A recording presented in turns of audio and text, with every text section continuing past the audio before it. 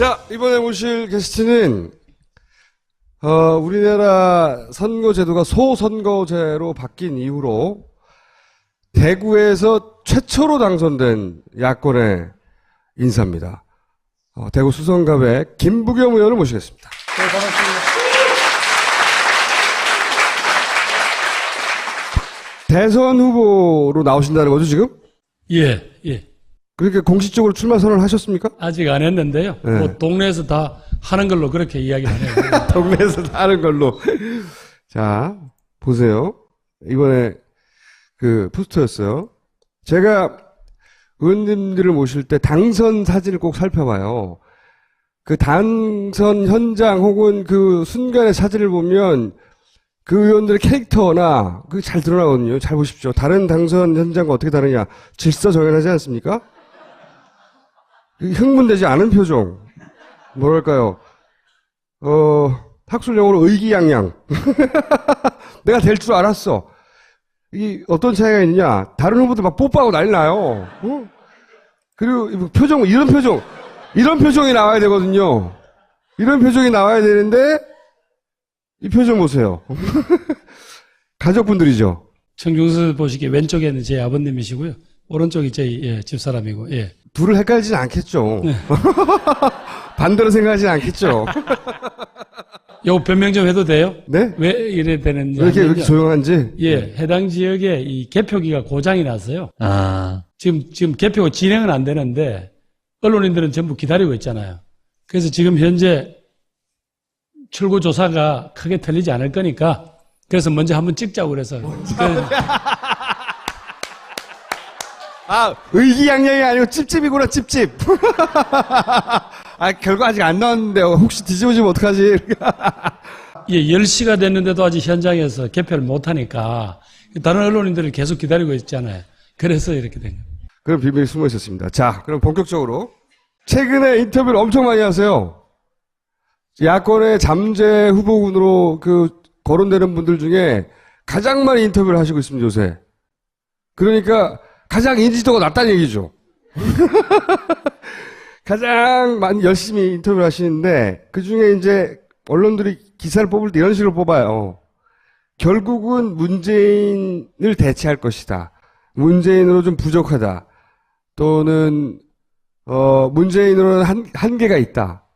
물론, 문재인 전 대표를 제한 모든 후보들은, 잠재 후보들은 그렇게 얘기해야 되죠. 그래야 자기한테 기회가 있으니까. 이렇게 말씀하시고 있는데, 그럼 문재인으로는 왜 안 되는 겁니까? 아니, 제가 왜 가능성이 있느냐고 이야기를 해야지. 자꾸 왜 누구를 씹으라고 그래요? 예. 그 사람으로는 부족하니까 나를 뽑아달라는 거 아니에요? 이미 지지율이 훨씬 높은데도 아니, 불구하고. 그거보다는요, 이제 대세론에 안주하면, 야당은 흥미를 잃게 된다. 그리고 목말로 뒤에 뛰어오는 친구들도 뭐 역전할 희망도 보이고, 그런 분위기가 있어야지. 국민들도 관심을 끌고, 또 후보들끼리도 좀 치열한 경쟁을 내야 될 거 아니냐. 그런 데서 이야기를 했는데 자꾸 언론이 이렇게 하네요. 저 원래 싸움 잘 못해요. 억지로 몰고 가지 마세요. 그럼 문재인으로 그냥 가도 되는 거예요? 붙어봐야 알죠. 그거 어떻게 알아요? 예. 그러면 문재인으로 그러니까 안 되는 이유와 본인이 더 나은 이유가 뭐죠? 저는 이렇게 생각합니다. 기본적으로 한국의 정치 구도 자체가 하루아침에 확 바뀌지는 않잖아요.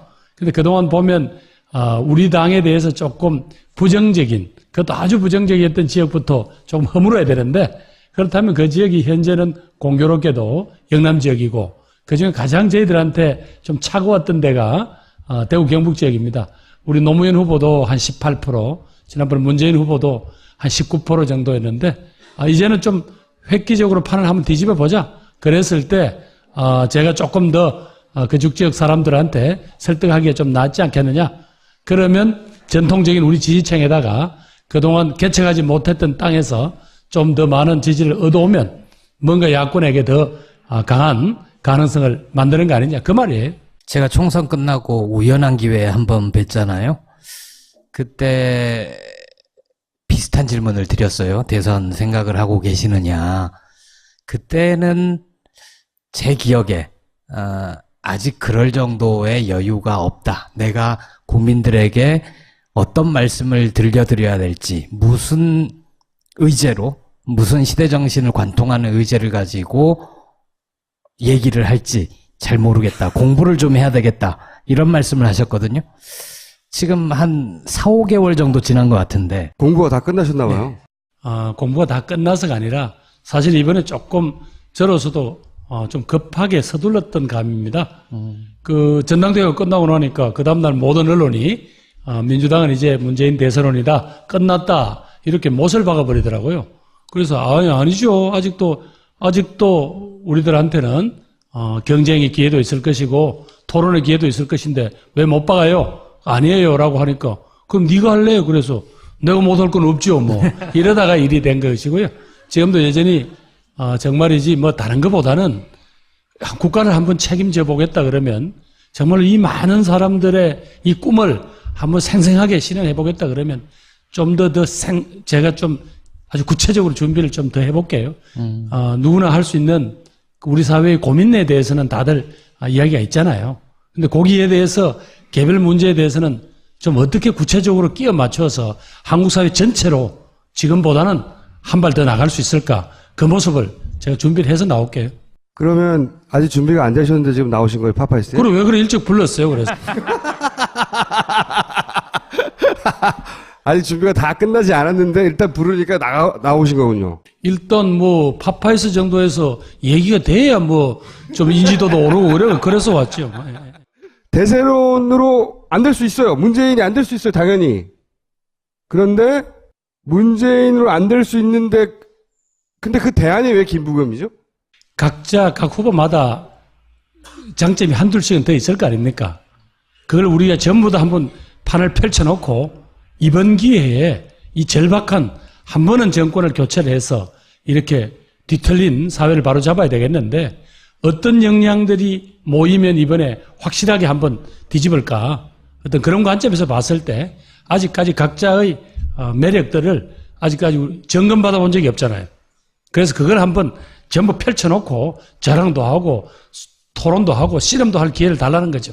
던져놓을 본인의 매력으로 준비된 게 지금 뭐가 있어요? 뭐 하나는 좀 뚝심이 있어 보이잖아요, 제가.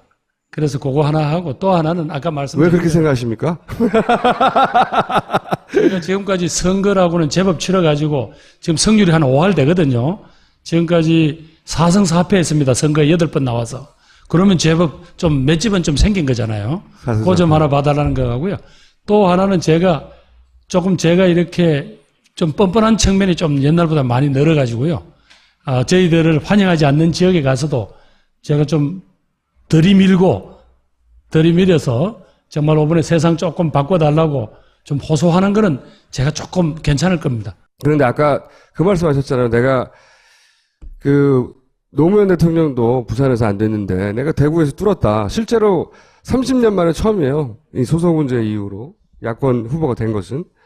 근데 그렇게 따지면은 이정현 대표 있잖아요. 이정현 대표는 호남에서 재선이 됐어요. 최초로. 그러면 이정현 대표도 똑같은 논리로 대선 후보가 될 수 있는 거 아닙니까? 근데 그렇게 생각하지 않거든요. 그렇죠? 그것만으로는 안 된다 이거지. 뭐 더 없냐 이거예요. 어떻게 정말 그거 하나 우리가 전 고민했던 지역주의라는 그 벽 조금 겁냈다고 해서 그래서 나한테 기회 주세요 이런 건 아니고요. 이제 조금씩 이 과정에서 보면 제가 생각보다는 조금 괜찮은 물건이다라는 게 많이 나올 거예요. 너무 궁금해하지 마세요.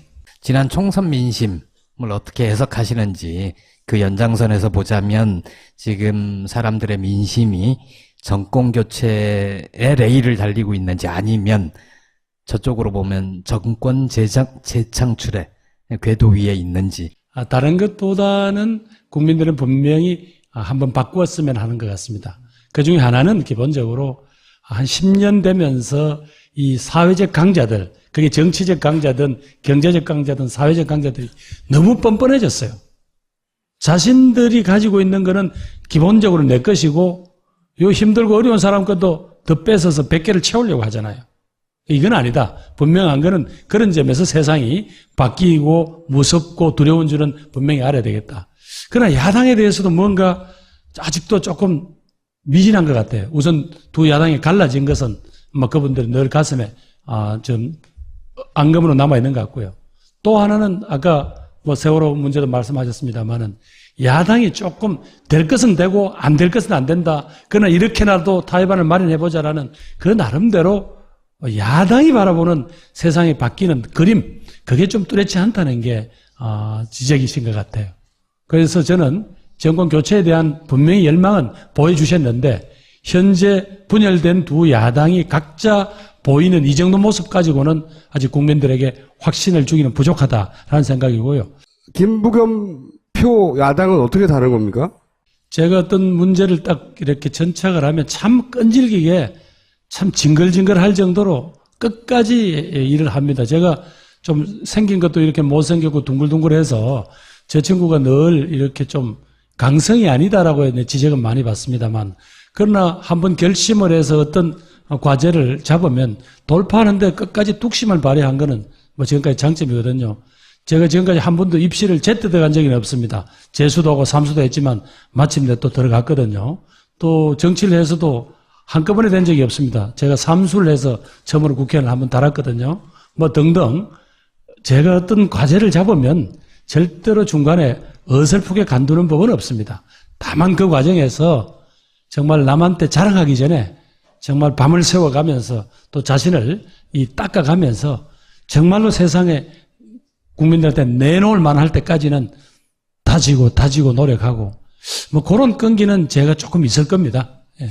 그게 이 시기에 사는 사람들한테 자식 구질구질하다 이렇게 비춰질지 아니면 저 녀석은 한번 뱉어놓은 말에 대해서는 책임을 지더라 진정성이 있는 놈이더라 그래 될지 그건 전 모르겠습니다만은 아니 그 김부겸 의원의 그 훌륭한 인성에 대한 얘기는 알겠는데 품성, 끈기 그래서 김부겸 표 야당은 어떻게 다르냐고요? 요렇게 보시죠. 예. 우선은 저는 지금 현재 지금 부정부패 중에서 특별히 아마 김영란법이 시행되고 하면 보통 우리 주변에 생긴 눈에 떠있는 부정부패는 상당히 많이 사라질 겁니다. 그러나 이 구조적 부정부패는 제가 보기에 상당 부분 음습하게 우리 사회를 괴롭힐 것 같아요. 저 분명히 만약에 캠페인에서 제 정책을 이야기할 때 이 구조적인 부정부패에 대한 특히 권력형 비리에 관한 걸 확실히 발본색으로 안을 준비를 하겠습니다. 부정부패에 대한 확실한 척결. 또 하나는 지금 결국 이제 젊은이들의 일자리 문제를 비롯한 이 감당할 수 없는 이 양곡한 문제요. 이 문제에 대해서는 분명히 저 친구 왜 저렇게 과격해 라고 하는 경제정책. 무슨 지금까지는 그걸 경제민주화라는 아주 점잖은 용어로 표현했습니다만 그렇지 않은 구체적으로 국가가 책임을 지고 집어넣어라. 예산이 있느냐 없느냐 재정을 헛쓰느냐 안 쓰느냐나 이런 논쟁을 넘어서서 거기에 대한 확실하게 이런 식으로 어제 심상정 대표는 대합착이라고 하더라고요. 상층부 하층부를 정말로 더 붙일 만한 그런 각오를 가지고 정책을 하라고 하던데 거기에 대해서도 저도 확실한 대안을 내겠습니다. 적어도 기회에 있어서의 불공정 그리고 사회 구조에 있어서의 불공평한 그리고 아까 이야기한 부정부패 이 세 가지는 확실히 걷어채울 그런 내용을 내겠습니다. 그러면 문제만 있는 게 아니에요. 안희정 도지사 재선 도지사죠. 충청권에 사서 강합니다. 박원순 무려 서울시장이에요. 이재명 인터넷상 인기 짱이에요. 이런 후보들도 쟁쟁하단 말이죠. 이런 후보들보다 본인이 더 나은 점이 흔히 확장성이라고 이야기를 하던데 딴 게 아니고 저희 당에 이 자리에 계시는 분들을 포함해서 야권의 전통적 지지자들은 정말 가슴에 분노가 있죠. 누가 이 분노를 시원하게 대변해 줄까가 지금 요즘 관심입니다. 그런데 냉정하게 우리 정치 지형에서 아직까지 우리들의 이 열정과 분노만 가지고는 세상을 아직 바꾸지 못했습니다. 바로 김대중 대통령의 탄생에는 이인재라는 분열 효과도 있었지만 JP를 비롯한 어떤 세력연합이 있었습니다. 그리고 여러분들이 사랑하시는 노무현의 승리에는 극적인 정몽준 후보와의 단일화라는 또 그런 과정이 있었습니다. 그걸 다 합쳤을 때 우리가 겨우 51%, 52% 승리를 거두었잖아요. 그렇다면 냉정하게 봤을 때 우리 사회의 이 정치 지형을 하루아침에 못 바꾸는 게 우리 현실이라면 아까 말씀드린 대로 우리가 취약한 부분에서 혹은 우리가 조금 더 양보를 해야 될 부분에서 설득력을 갖는 그런 어떤 좀 자세, 어찌 보면 전략적 판단, 그 불가능할까요? 저는 어떤 그런 점에서 좀 더 강하게 또 구체적으로 준비를 하겠습니다. 확장성이라고 표현하는 이 전략이 듣다 보면 안철수 전 대표의 전략하고 비슷해요. 자기가 문재인 전 대표보다 훨씬 경쟁력이 있다고 말하는 그 핵심 포인트가 확장성이에요. 확장성. 양극단을 떼고 네, 나는 양극단. 중간을 하겠다. 뭐 친박과 친문을 요새는 양극단으로 표현하고 있어요. 그쪽에서는. 빼고 나서 중간지대인 영역의 사람들 내가 충분히 끌어와서 확장해서 승리하겠다. 이게 안철수 전 대표의 전략이기도 한 것 같은데 어떻게 차별화되죠? 안철수 전 대표 전략과는? 우선 브랜드가 다르지 않습니까? 예. 그 점에 조금 항의를 하고 싶고요. 똑같은 이야기를 하더라도 누가 어떤 처지와 어떤 기반 위에서 하느냐, 그거는 구분해 주셨으면 좋겠습니다. 그리고 좋든 싫든 여러분이 정치적인 어떤 지도급 인사의 상품을 고를 때 정책만 보는 건 아니잖아요. 여러분들 그 인간이 지금까지 살아온 여러 가지 이력을 보실 것 아닙니까? 뭐 그런 어떤 비교를 통해서 한국 사회가 지금 부딪히고 있는 문제가 뭔데 저 친구가 정말 거기에서 목숨을 걸고 해낼 수 있을지 없을지, 또 그걸 가지고 제 혼자가 아니라 주변에서 얼마나 많은 분들을 에너지를 모아낼지 아닐지 이런 거 다 판단하지 않겠어요? 안철수 전 대표가 살아온 행적을 볼 때는 안 된다는 겁니까? 아니 왜 김어준 선생은 맨날 그렇게 자꾸 비꼬세요. 아유, 아니, 예. 말씀하시는 걸 그대로 되받아치는 거예요. 행적을 보면 알 수 있다면서요. 제가 어릴 때부터 그렇게 말을 못듣게 하다가 많이 얻어맞았거든요. 저도 많이 맞고 있어요. 예? 관련해서 질문 하나 드리면요. 그 전에 질문과 답변을 오가다 보니까 이게 너무 원론적인 얘기의 수준에서 자꾸 맴도는 것 같은 느낌이 드는 것으로 보아 좀 일찍 나오신 건 맞는 것 같아요. 그죠? 그렇죠. 그래도 왜 이렇게 일찍 부르셨어요, 그래? 아니, 언론을 계속 등장하시길래, 이분이 이제 본격적으로 등판하시나 보다 하고 모셨죠? 그럼 또 한 번 모셔야 된다는 얘기인데. 감사합니다. 예.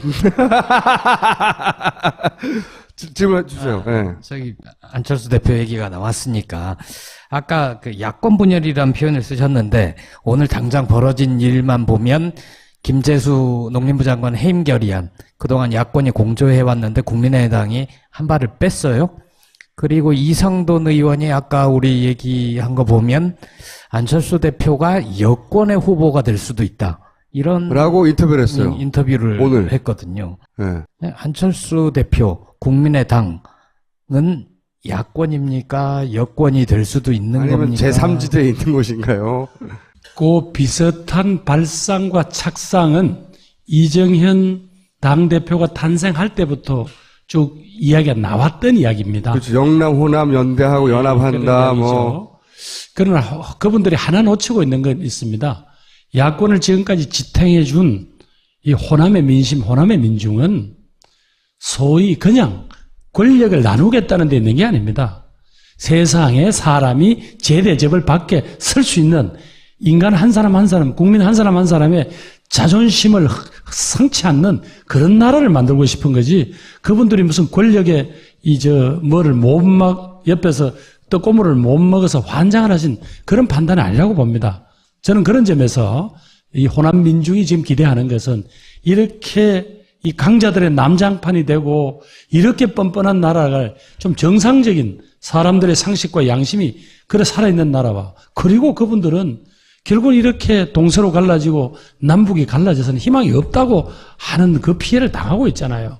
그런 세상의 구조를 바꿔달라는 그 원망과 그 원칙이 있죠. 그래서 이걸 정치공학으로만 보는 어떤 그런 여러 가지 이야기들은 나왔습니다만은 저는 그렇게 쉽게 가는 거 아니라 그건 저는 확신합니다. 자, 안철수 대표를 정치인으로 어떻게 평가하십니까? 참. 저도 물건은 괜찮은데 왜 자꾸 남의 물건을 이야기하라고 하는지. 왜냐면요. 예. 그 양반이 어떤 정치인가 하는 판단을 그 사람이 내가 판단 내린 사람에 대해서 어떻게 판단하느냐를 듣고서 내릴 수 있거든요. 나는 그 사람을 이렇게 생각하는데 저 사람 왜 이렇게 생각하네? 나하고 생각이 비슷해. 결이 비슷하네, 나랑? 아니면 나하고는 전혀 다른 생각이? 하여튼 비교할 수 있는 대상이거든요. 그게 직접적으로. 여러분 어떻게 판단하실지는 제가 잘 모르겠습니다만은 더불어민주당을 탈당을 해서 자기 고집대로 야권 연대 없이 이번에 독자적인 제3 세력을 꾸린 안철수는 여러분들이 안철수 현상이 거품이라고 할 때 그 안철수하고는 지금 근본적으로 달라졌습니다. 지금 저분 지지율이 무슨 뭐 두 자릿수도 한 자릿수 그게 중요한 게 아니고요. 이제는 정확하게 이 정치권에 자신의 지분을 가진 대주주 중에 한 사람입니다. 분명히 이분이 앞으로 대한민국을 나는 어떻게 가야 한다고 보느냐가 우리 정국 운영의 중요한 키거든요. 그래서 지금의 안철수는 이제는 우리가 감히 뭐 예를 들면 별거 아니야라는 둥 혹은 뭐 그냥 우리가 야권 통합하면 그저 주저앉힌다는 둥 이런 가벼운 계산을 하면 안 되고요. 정확하게 저분의 주장 중에서 앞으로 세상을 바꾸는데 긍정적으로 기여할 부분을 어떻게 M&A 한다 하는가요?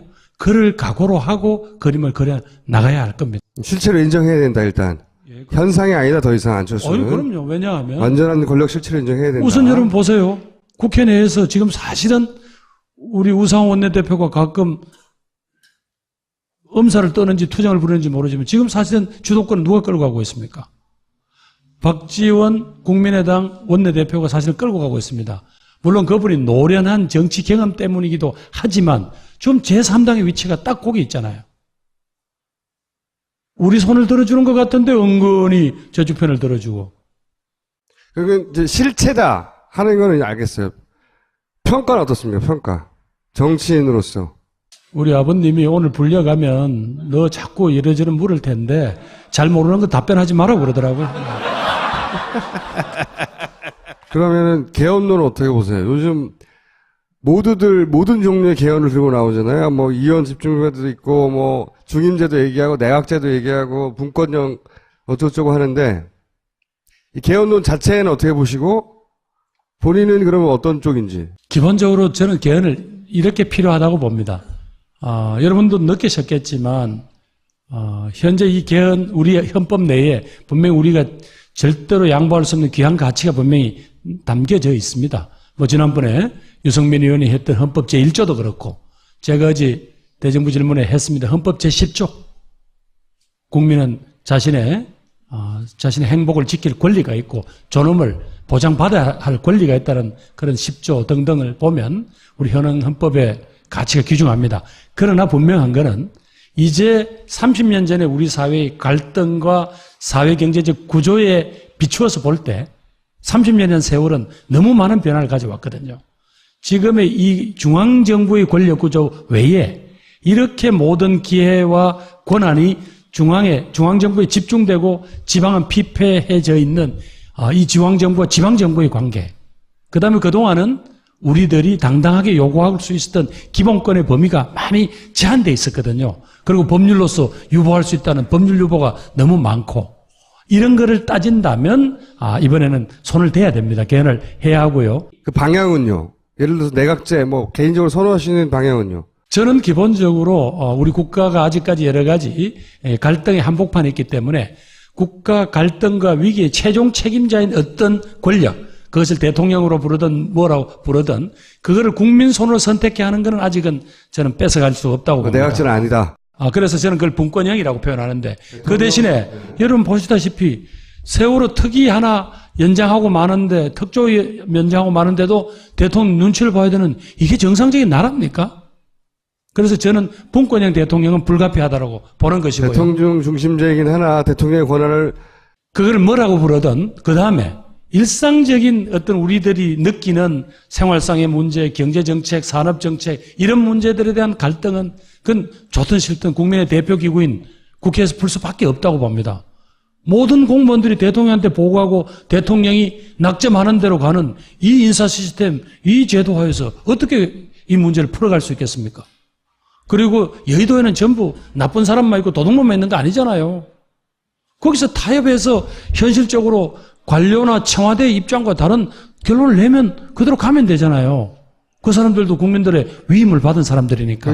소위 이원 집정부제 뭐 이런 형태를 그건 너무 어려운 말이고요. 그냥 분권하자는 이야기고요. 대선 전에 개헌 가능성이 있습니까? 개헌안 합의는 저는 가능하다고 봅니다. 그 프로세스를 어떻게 밟을 것인가. 결국은 국민이 도장을 찍어줘야 되거든요. 그거를 대선 전에 할 수 있을지 혹은 대선에 후보자들이 걸어가지고 결론이 나면 거기에 따라서 대통령이 자기 임기를 단축하더라도 그 개헌의 프로세스에 따라 약속을 지킬지 그거는 조금 다른 문제지만 적어도 어떤 내용이 합의되느냐까지는 저는 대선 전까지 그 합의를 하는 게 가장 지금으로 봐서는 그나마 가능성이 있는 길이라고 판단합니다. 저도 개헌해야 된다고 생각하는 쪽이긴 한데 개헌론의 위험성도 또 있잖아요. 어떤 의미냐면 대통령 중심 지금 같은 제도가 문제가 없어서가 아니라 지금 모두들 개헌을 치고 나오는 이유 중에 하나는 특히나 그 여당 쪽에서 이 세력이 이합 집산을 지금 여당에서는 지금 구도로는 재집권하기가 쉽지 않으니까 세력이 이합 집산을 할 때 서로 주고받을 게 있어야 된단 말이죠. 너 대통령에 나가 총리할게. 그래야 합종 연영의 딜이 이어질 수 있으니까. 그런 이유 때문에 지금 대통령이 혼자 다 먹는 구조 말고 권력이 분산되는 구조가 돼야 너 이거 해, 나 이거 할게. 그럼 우린 이렇게 딜하자. 그래서 우리가 세력을 만들어 같이 해가지고 다음 권력을 우리가 먹자. 이런 딜이 될 수 있게 되려면 그런 개헌이 이루어져야 되니까 그래서 개헌이 거론되는 이유가 있잖아요. 실제로. 그런데 꼰들이 계산하는 게 다 맞던가요? 저는 그건 김어준 선생이 너무 많이 나간 거라고 보는데요. 이번에 사실은 총선거 치르기 전에 이 여소야대 대리라고 누가 생각했습니까? 심지어 새누리당이 개헌선까지 육박할 수 있다는 이야기가 나왔잖아요. 근데 국민들 마음 한켠에 분명히 이건 아니지라는 이미 판단을 그분들 하고 기다리고 계셨던 게 나중에 보면 나타나잖아요. 지금 김어준 선생이 그런 우려가 있죠. 분명히 소위 여러 세력의 뭐 좀 덩치가 조금 되는 친구들끼리 그런 거래를 할 가능성이 있죠. 그럼에도 불구하고 그들의 그게 부당한 거래를 국민들이 모르고 넘어갈 그런 상황은 아닙니다. 알면 어떻게 막습니까, 근데? 안다고. 그러면 개헌안이 부결되겠죠. 제가 말하는 거는 그걸 막아달라는 게 아니라 개헌론에 그런 위험성도 같이 있는 거 아니냐 이거죠. 있죠. 모든 게 뭐 완벽하고 좋은 것 같으면 왜 안 되겠습니까? 그럼에도 불구하고 이번에 쭉 우리가 4대강을 자기 고집대로 밀어붙여서 온 국토를 난장판이 놓은 이명박의 권력을 보시고도 또 지금처럼 대통령 한 분의 고집 때문에 정말 국정이 오도 가도 못하는 걸 보시고도 민족의 운명이 걸려있을지도 모르는 사드나 북핵 문제를 지금 보세요. 전쟁 불사론을 주장하는 걸 보시고도 어떻게 제동장치 하나 없는 이 제도 가지고 언제까지 가겠습니까? 저는 그런 거에 대해서 이제는 우리가 고민할 때가 된 거예요. 누가 가장 무서운 여권의 후보 상대인가요? 반기문인가요, 역시? 아니면 김무성? 유승민?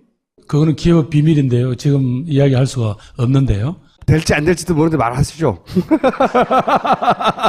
저 보면 여러분 어떻게 생각하세요? 지금 국민들이 바라는 것 중에서 어떤 게 있습니까? 하나는 분명히 변화합니다. 그것도 변화도 확 뒤집었으면 하는 변화가 있고요. 또 하나는 이렇게 위상이 쪼그라질 대로 쪼그라진 대한민국의 모습에 대해서 사실은 지금 그것도 상당히 분노가 있거든요. 그런 점에서 저는 반기문 대망론이 이렇게 오래 가고 유지된다고 봅니다. 그런 점에서 아무래도 이 반기문 유엔 사무총장에 대한 국민의 기대 자체를 하루아침에 이렇게 꺾기는 쉽지 않겠죠.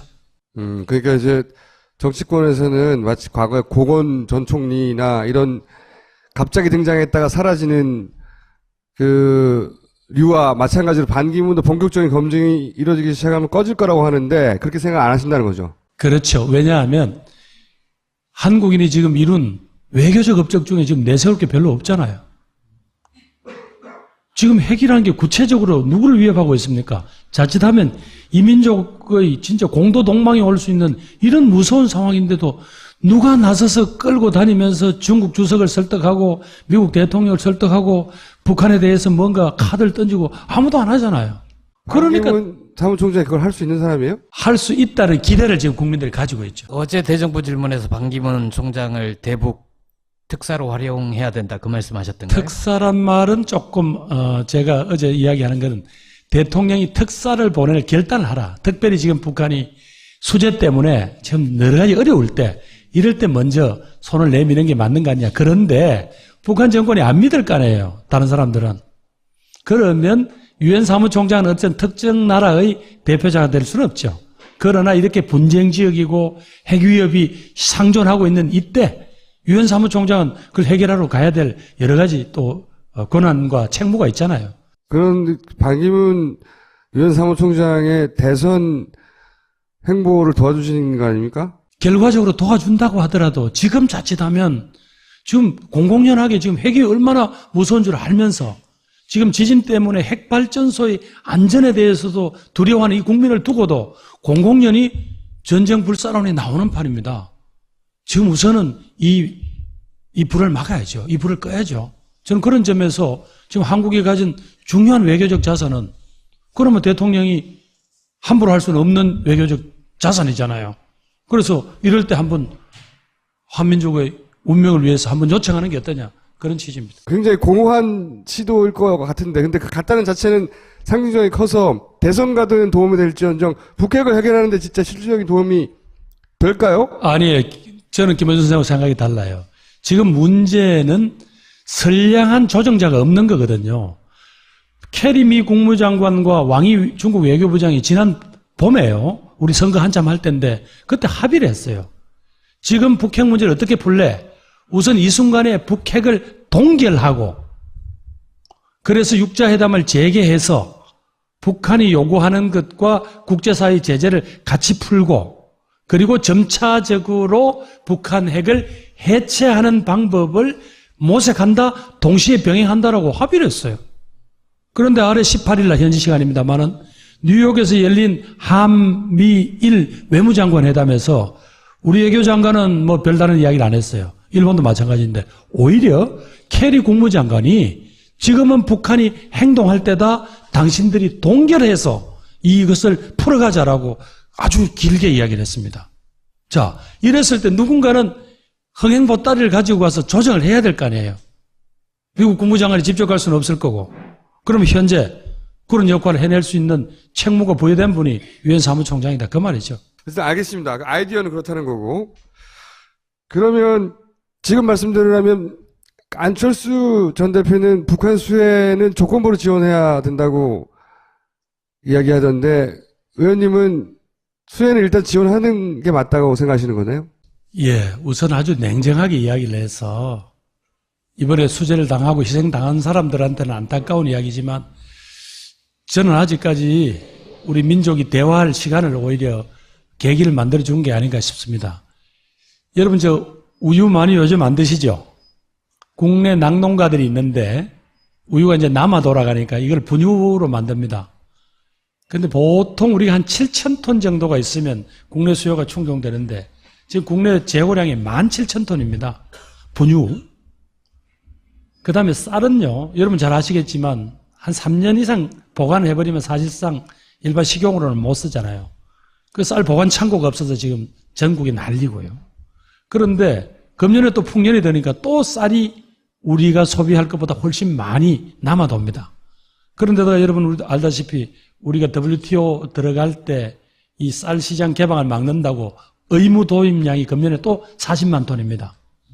대충 생각하더라도 한 100만 톤의 쌀이 남습니다. 이거 보관 요구가 1년에 1,000억 단위 이상이 들거든요. 왜 이럴 때 아까 말씀드린 대로 자꾸 분배 과정에서 이게 무슨 군사력으로 전용되니까 막아야 된다. 자꾸 이런 이야기만 할 게 아니라 정 안 되면 국제 적십자라든가 세계 식량 프로그램이라든가 뭐 등등을 통해서 하고 적어도 자꾸 북한에 있는 보통 국민들의 마음에 역시 급할 때는 도와주는 거는 남조선밖에 없다. 그들의 표현대로 따르면 그런 걸 자꾸 심어주고 또 이거 전부 장부에 남겨야죠. 나중에 지하자원으로 교환하든 여러 가지 방법이 있잖아요. 왜 그걸 안 하느냐는 그 이야기죠. 저도 그렇게 생각합니다. 아니 그리고 어제 말이죠. 정부 답변에도 그 총리가 다른 건 몰라도 인도적 지원에 관해서는 우리 정부가 인색한 거 아닙니다 하고 아주 정색을 하더라고요. 그 양반이 생각하는 인도적 지원은 달라요. 인도에 지원하는 거 아니야? 인도에? 그럼 김무성 대표 같은 경우는 다시 이게 뭐랄까요? 부활하는 게 불가능하다고 보세요?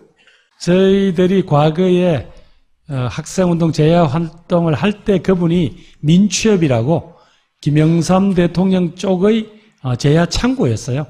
저하고는 벌써 한 30년이 넘은 관계네요. 네. 저는 저력이 있다고 봅니다. 오세훈은 어떻게 보시는가요? 오세훈. 지금 올라가고 있는 중이라고 알고 있거든요. 조금씩 올라오긴 합니다. 그래도 10%대 두 자릿수는 안 되죠. 저는 10% 올라가는 게 꿈인데요. 문재인 다음으로 까다로운 상대는 누구예요? 이 야권에서는. 어느 한 분 쉬운 분은 없죠. 네? 어느 한 사람 쉬운 사람 없다고요. 목소리 커졌잖아요. 화냈어, 나한테! 질문 그거 하나 드릴게요. 아까 지진하고 북핵 문제 말씀하셨는데 일단 핵발전소 어떻게 해야 됩니까? 두 번째 질문은 민주당, 더불어민주당 내에서 대선 후보 경선을 하게 될 텐데 시기 가지고 지금 논란이 좀 있잖아요. 지난 대선 때는 너무나 대통령 후보가 늦게 결정됐다. 그래서 후보가 뭘 할 시간적 여유가 없었다라는 얘기가 있고 그래서 규정상은 6개월 전에 후보를 선출하게 돼 있죠. 근데 지금 후보들 중에 지방자치단체장들이 있으니까 이걸 좀 늦추자. 이런 주장도 나름 합리성이 있단 말이에요. 네. 저는, 뒷 질문부터 답변하면 저는 당연히 그분들 고려해야 됩니다. 배려해야 됩니다. 왜냐하면 지금 일정대로 하려면 이분들이 중간에 사퇴를 해야 되잖아요. 낮에는 직무 보고 밤에 선거운동하게 할 수는 없잖아요. 그렇다면 이분들이 사퇴해도 보궐선거를 안 하는 그 시한이라는 게 3월 말인가 그래요. 이분들이 그래도 사퇴를 안 할 수 있게 해줘야 되는 거는 당연히 배려해야 되는 거라고 생각합니다. 공교롭게도 지금 단체장들이 많잖아요. 그렇죠. 예, 그건 저는 새 지도부가 원칙은 180일 전에 끝내게 돼 있지만 이런 정치적 고려를 해야 한다라고 저는 생각을 합니다. 첫 번째 질문은 이렇습니다. 저도 한때 이 에너지 문제가 한 국가에서 지금 중요한 일종의 중요한 과제잖아요. 그래서 이 핵발전소가 없이 과연 우리가 지금 이 에너지 수급을 감당할까라는 어떤 고민을 많이 했던 것도 사실입니다. 특히 환경운동을 하시는 분들이 탈핵, 원전 폐기를 이야기했을 때 쉽게 동의를 못했어요. 지금 원전이 감당할 수 있는 우리 전력 전체 수급률이 30%가 좀 안 될 겁니다. 그런데 실질적으로 지금 현재 여러 가지를 보면 우선 우리가 대체 에너지 혹은 신재생 에너지에 대한 개발을 매년 2%씩 일종의 포션을 늘려가게 돼 있는데 중간에 한 8% 수준에서 지금 중지되어 있거든요. 여기서 국가가 더 강하게 투자를 해야 합니다. 여러분 신재생 에너지 만들면요 일자리 많이 생깁니다. 그렇거든요. 그건 소위 투자할 가치가 있는데 그동안 한국 사회를 사실상 독점적으로 이 에너지 문제에서 이 세력을 형성해온 이른바 원전 마피아라고 하는 이 사람들을 중심으로 원전은 청정 에너지다 그랬잖아요. 청정 에너지 아니잖아요. 값싼 에너지 아니잖아요. 왜? 폐기 어떻게 할지도 아무 대책이 없는데.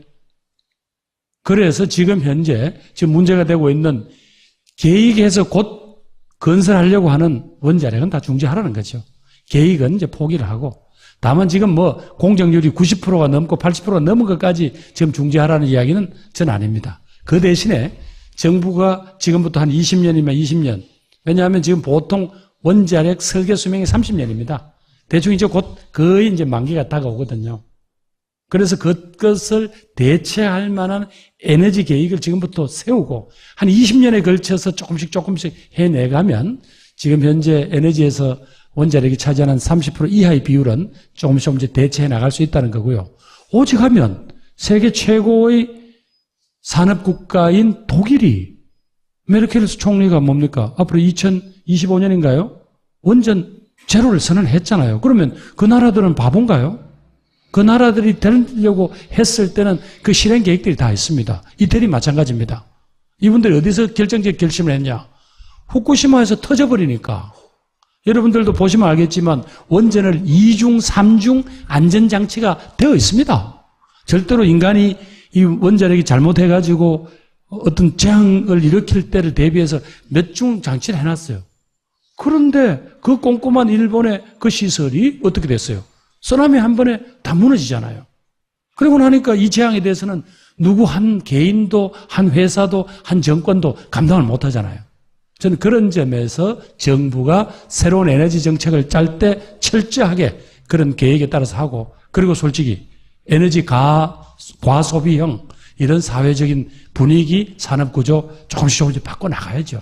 이제 나오셨는데 내가 꼭 했어야 하는데 못한 이야기 있으면은. 예, 여러분 이 파파이스가 여러분들 어찌 보면 삶에 활력을 주는 요소잖아요. 사실은 저도 여기 초대를 받았을 때 흥분했습니다. 뭔가 흐리멍덩하다라는 어떤 그런 제가 비판을 많이 받았는데 저 흐리멍덩한 거 아닙니다. 통합 주장한다고 해서 그저 좋은 것 같아 썩다는 거 아니에요. 우리가 최소한도 합의할 수 있는 우리들의 사회적인 기준을 정하고 적어도 그걸 이뤄내는데 가진 사람, 힘 있는 사람들의 어떤 형태로든 양보를 얻어내는 길, 저는 거짓없이 그 고민하고 있습니다. 그 과정에서 오늘 혹시 여러분이 보시기에 저 친구 맹탕이구나, 아직까지 많이 준비해야 되겠네, 그런 지적을 해주시면 그건 달게 받고요. 그 대신에 제가 여러분에게 호소드릴 수 있는 것은 세상은 정말로 바꾸고 싶어 하는 사람들의 절박성이 있어야 바뀌더라는 게 젊을 때부터 저희들의 꿈이거든요. 저희들 지금까지 많이 맞고 컸고, 또 지금은 우리 곁에 없지만 제 10살 위 형님 노무현한테 참 욕도 많이 먹고 대들기도 많이 했습니다. 근데 대구 선거 끝나자마자 봉화마을에 달려가서 그 너럭바위 앞에서 제 경상도 말로 할 테니까 알아들으실래요? 희야, 내 이만하면 좀 잘했지? 고맙대이 이라고 왔습니다. 형, 나 정말 형처럼 그렇게 열렬하고 치열하게 살지는 못했지만 따라가려고 노력할게. 형 고맙습니다. 그러고 왔습니다. 여러분 열심히 하겠습니다. 고맙습니다.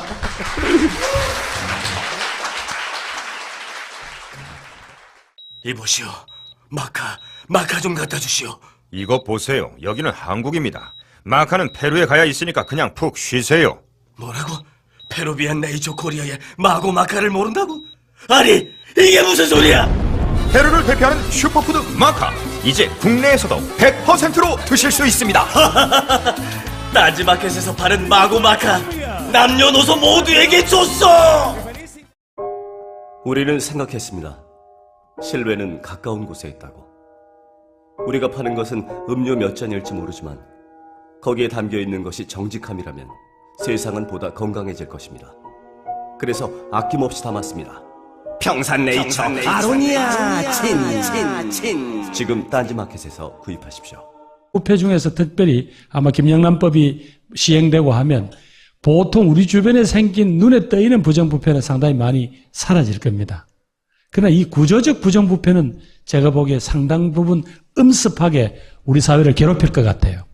저 분명히 만약에 캠페인에서 제 정책을 이야기할 때 이 구조적인 부정부패에 대한 특히 권력형 비리에 관한 걸 확실히 발본색고할 안을 준비를 하겠습니다. 부정부패에 대한 확실한 척결. 또 하나는 지금 결국 이제 젊은이들의 일자리 문제를 비롯한 이 감당할 수 없는 이 양곡한 문제요. 이 문제에 대해서는 분명히 저 친구 왜 저렇게 과격해 라고 하는 경제정책. 무슨 지금까지는 그걸 경제민주화라는 아주 점잖은 용어로 표현했습니다만 그렇지 않은 구체적으로 국가가 책임을 지고 집어넣어라. 예산이 있느냐 없느냐, 재정을 헛쓰느냐 안 쓰느냐나 이런 논쟁을 넘어서서 거기에 대한 확실하게 이런 식으로 어제 심상정 대표는 대합착이라고 하더라고요. 상층부, 하층부를 정말로 더 붙일 만한 그런 각오를 가지고 정책을 하라고 하던데 거기에 대해서도 저도 확실한 대안을 내겠습니다. 적어도 기회에 있어서의 불공정, 그리고 사회 구조에 있어서의 불공평한, 그리고 아까 이야기한 부정부패, 이 세 가지는 확실히 걷어채울 그런 내용을 내겠습니다. 그러면 문제만 있는 게 아니에요. 안희정 도지사, 재선 도지사죠. 충청권에 사서 강합니다. 박원순 무려 서울시장이에요. 이재명 인터넷상 인기 짱이에요. 이런 후보들도 쟁쟁하단 말이죠. 이런 후보들보다 본인이 더 나은 점이 흔히 확장성이라고 이야기를 하던데, 딴 게 아니고, 저희 당에 이 자리에 계시는 분들을 포함해서, 야권의 전통적 지지자들은 정말 가슴에 분노가 있죠. 누가 이 분노를 시원하게 대변해 줄까가 지금 요즘 관심입니다. 근데 냉정하게 우리 정치 지형에서 아직까지 우리들의 이 열정과 분노만 가지고는 세상을 아직 바꾸지 못했습니다.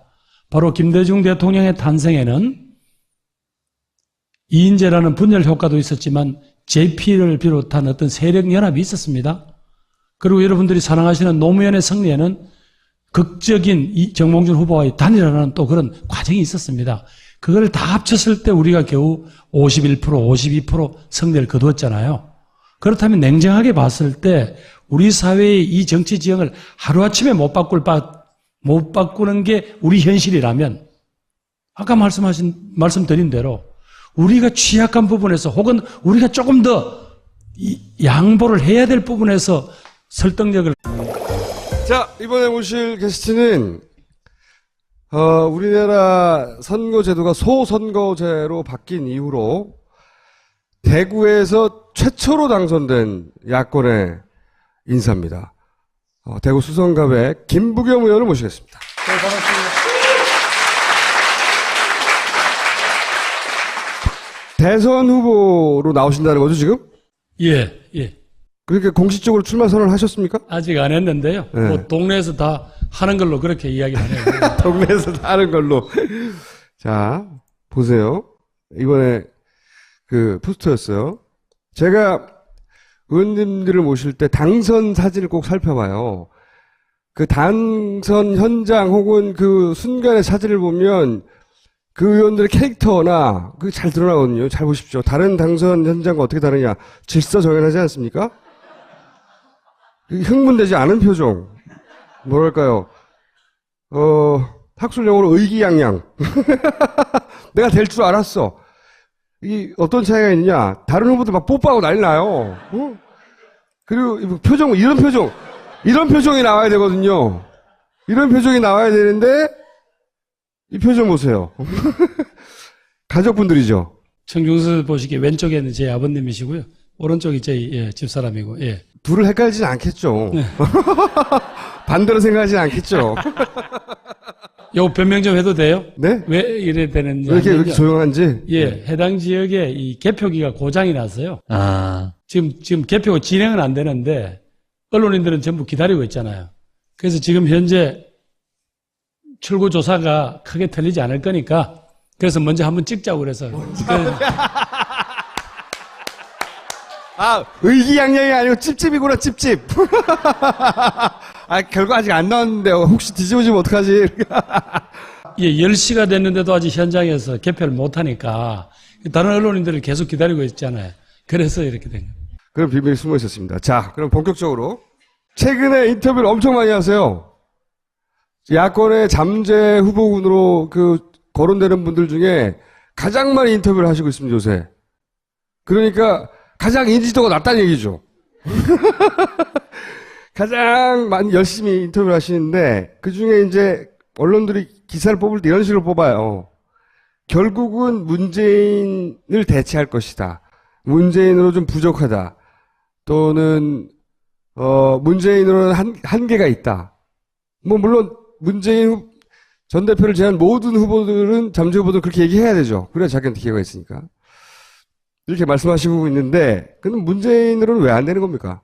아니 제가 왜 가능성이 있느냐고 이야기를 해야지 자꾸 왜 누구를 씹으라고 그래요. 예. 그 사람으로는 부족하니까 나를 뽑아달라는 거 아니에요. 이미 지지율이 훨씬 높은데도 아니 불구하고. 그거보다는요. 이제 대세론에 안주하면 야당은 흥미를 잃게 된다. 그리고 목말로 뒤에 뛰어오는 친구들도 뭐 역전할 희망도 보이고 그런 분위기가 있어야지 국민들도 관심을 끌고 또 후보들끼리도 좀 치열한 경쟁을 내야 될 거 아니냐. 그런 데서 이야기를 했는데 자꾸 언론이 이렇게 하네요. 저 원래 싸움 잘 못해요. 억지로 몰고 가지 마세요. 그럼 문재인으로 그냥 가도 되는 거예요? 붙어봐야 알죠. 그거 어떻게 알아요. 예. 그러면 문재인으로 그러니까 안 되는 이유와 본인이 더 나은 이유가 뭐죠? 저는 이렇게 생각합니다. 기본적으로 한국의 정치 구도 자체가 하루아침에 확 바뀌지는 않잖아요. 근데 그동안 보면, 우리 당에 대해서 조금 부정적인, 그것도 아주 부정적이었던 지역부터 좀 허물어야 되는데, 그렇다면 그 지역이 현재는 공교롭게도 영남 지역이고, 그 중에 가장 저희들한테 좀 차가웠던 데가, 대구 경북 지역입니다.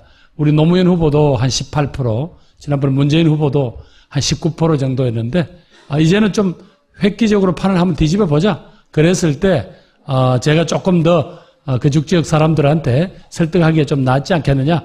그러면 전통적인 우리 지지층에다가 그동안 개척하지 못했던 땅에서 좀 더 많은 지지를 얻어오면 뭔가 야권에게 더 강한 가능성을 만드는 거 아니냐. 그 말이에요. 제가 총선 끝나고 우연한 기회에 한번 뵀잖아요. 그때 비슷한 질문을 드렸어요. 대선 생각을 하고 계시느냐. 그때는 제 기억에 아직 그럴 정도의 여유가 없다. 내가 국민들에게 어떤 말씀을 들려드려야 될지, 무슨 의제로, 무슨 시대정신을 관통하는 의제를 가지고 얘기를 할지 잘 모르겠다. 공부를 좀 해야 되겠다. 이런 말씀을 하셨거든요. 지금 한 4, 5개월 정도 지난 것 같은데. 공부가 다 끝나셨나 봐요. 공부가 다 끝나서가 아니라 사실 이번에 조금 저로서도 좀 급하게 서둘렀던 감입니다.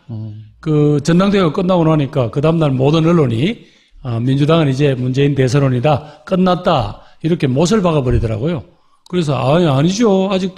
아직도 우리들한테는 경쟁의 기회도 있을 것이고 토론의 기회도 있을 것인데 왜 못 박아요? 아니에요 라고 하니까 그럼 네가 할래요? 그래서 내가 못할 건 없죠 뭐 이러다가 일이 된 것이고요. 지금도 여전히 정말이지 뭐 다른 것보다는 국가를 한번 책임져 보겠다 그러면 정말 이 많은 사람들의 이 꿈을 한번 생생하게 실현해 보겠다 그러면 좀 제가 좀 아주 구체적으로 준비를 좀 더 해볼게요. 누구나 할 수 있는 우리 사회의 고민에 대해서는 다들 사람들의 민심이 정권교체의 레일을 달리고 있는지 아니면 저쪽으로 보면 정권 재창출의 궤도 위에 있는지. 다른 것보다는 국민들은 분명히 한번 바꾸었으면 하는 것 같습니다. 그 중에 하나는 기본적으로 한 10년 되면서 이 사회적 강자들, 그게 정치적 강자든 경제적 강자든 사회적 강자들이 너무 뻔뻔해졌어요. 자신들이 가지고 있는 거는 기본적으로 내 것이고 요 힘들고 어려운 사람 것도 더 뺏어서 100개를 채우려고 하잖아요. 이건 아니다. 분명한 거는 그런 점에서 세상이 바뀌고 무섭고 두려운 줄은 분명히 알아야 되겠다. 그러나 야당에 대해서도 뭔가 아직도 조금 미진한 것 같아요. 우선 두 야당이 갈라진 것은 그분들이 늘 가슴에 좀 앙금으로 남아있는 것 같고요. 또 하나는 아까 세월호 문제도 말씀하셨습니다만은 야당이 조금 될 것은 되고 안 될 것은 안 된다. 그러나 이렇게라도 타협안을 마련해보자라는 그 나름대로 야당이 바라보는 세상이 바뀌는 그림, 그게 좀 뚜렷지 않다는 게 지적이신 것 같아요. 그래서 저는 정권 교체에 대한 분명히 열망은 보여주셨는데 현재 분열된 두 야당이 각자 보이는 이 정도 모습 가지고는 아직 국민들에게 확신을 주기는 부족하다라는 생각이고요. 김부겸 표 야당은 어떻게 다른 겁니까? 제가 어떤 문제를 딱 이렇게 전착을 하면 참 끈질기게 참 징글징글할 정도로 끝까지 일을 합니다. 제가 좀 생긴 것도 이렇게 못생겼고 둥글둥글해서 제 친구가 늘 이렇게 좀 강성이 아니다라고 지적은 많이 받습니다만 그러나 한번 결심을 해서 어떤 과제를 잡으면 돌파하는데 끝까지 뚝심을 발휘한 거는 지금까지 장점이거든요. 제가 지금까지 한 번도 입시를 제때 들어간 적이 없습니다. 재수도 하고 삼수도 했지만 마침내 또 들어갔거든요. 또 정치를 해서도 한꺼번에 된 적이 없습니다. 제가 삼수를 해서 처음으로 국회의원을 한번 달았거든요. 등등 제가 어떤 과제를 잡으면 절대로 중간에 어설프게 간두는 법은 없습니다. 다만 그 과정에서 정말 남한테 자랑하기 전에 정말 밤을 새워가면서 또 자신을 닦아가면서 정말로 세상에 국민들한테 내놓을 만할 때까지는 다지고 노력하고 그런 끈기는 제가 조금 있을 겁니다. 그게 이 시기에 사는 사람들한테 자식 구질구질하다 이렇게 비춰질지 아니면 저 녀석은 한번 뱉어놓은 말에 대해서는 책임을 지더라. 진정성이 있는 놈이더라. 그래 될지 그건 전 모르겠습니다만은. 아니, 김부겸 의원의 그 훌륭한 인성에 대한 얘기는 알겠는데, 품성, 끈기. 그래서 김부겸 표 야당은 어떻게 다르냐고요. 요렇게, 예, 보시죠. 예. 우선은 저는 지금 현재, 지금 부정부 이야기가 있잖아요. 근데 거기에 대해서 개별 문제에 대해서는 좀 어떻게 구체적으로 끼워 맞춰서 한국 사회 전체로 지금보다는 한 발 더 나갈 수 있을까? 그 모습을 제가 준비를 해서 나올게요. 그러면 아직 준비가 안 되셨는데 지금 나오신 거예요, 파파이스에? 그럼 왜 그래 일찍 불렀어요, 그래서. 아직 준비가 다 끝나지 않았는데 일단 부르니까 나오신 거군요. 일단 뭐 파파이스 정도에서 얘기가 돼야 뭐 좀 인지도도 오르고 그래서 왔죠. 대세론으로 안 될 수 있어요. 문재인이 안 될 수 있어요, 당연히. 그런데 문재인으로 안 될 수 있는데 근데 그 대안이 왜 김부겸이죠? 각 후보마다 장점이 한둘씩은 더 있을 거 아닙니까?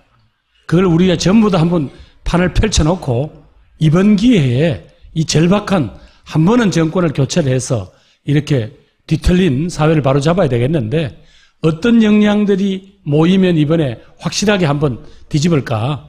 어떤 그런 관점에서 봤을 때 아직까지 각자의 매력들을 아직까지 점검받아 본 적이 없잖아요. 그래서 그걸 한번 전부 펼쳐놓고 자랑도 하고 토론도 하고 씨름도 할 기회를 달라는 거죠. 던져놓을 본인의 매력으로 준비된 게 지금 뭐가 있어요? 뭐 하나는 좀 뚝심이 있어 보이잖아요, 제가. 그래서 그거 하나 하고 또 하나는 아까 말씀드린 왜 그렇게 생각하십니까? 제가 지금까지 선거라고는 제법 치러가지고 지금 승률이 한 5할 되거든요.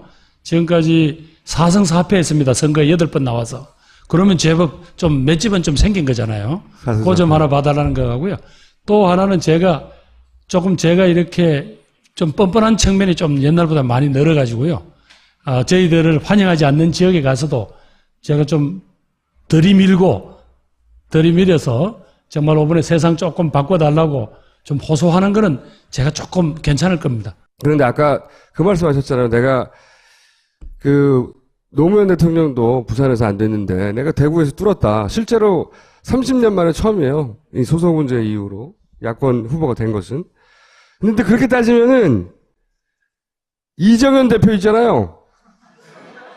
이정현 대표는 호남에서 재선이 됐어요. 최초로. 그러면 이정현 대표도 똑같은 논리로 대선 후보가 될 수 있는 거 아닙니까? 근데 그렇게 생각하지 않거든요. 그렇죠? 그것만으로는 안 된다 이거지. 뭐 더 없냐 이거예요. 어떻게 정말 그거 하나 우리가 전 고민했던 지역주의라는 그 벽 조금 겁냈다고 해서 그래서 나한테 기회 주세요 이런 건 아니고요. 이제 조금씩 이 과정에서 보면 제가 생각보다는 조금 괜찮은 물건이다라는 게 많이 나올 거예요. 너무 궁금해하지 마세요. 지난 총선 민심을 어떻게 해석하시는지 그 연장선에서 보자면 지금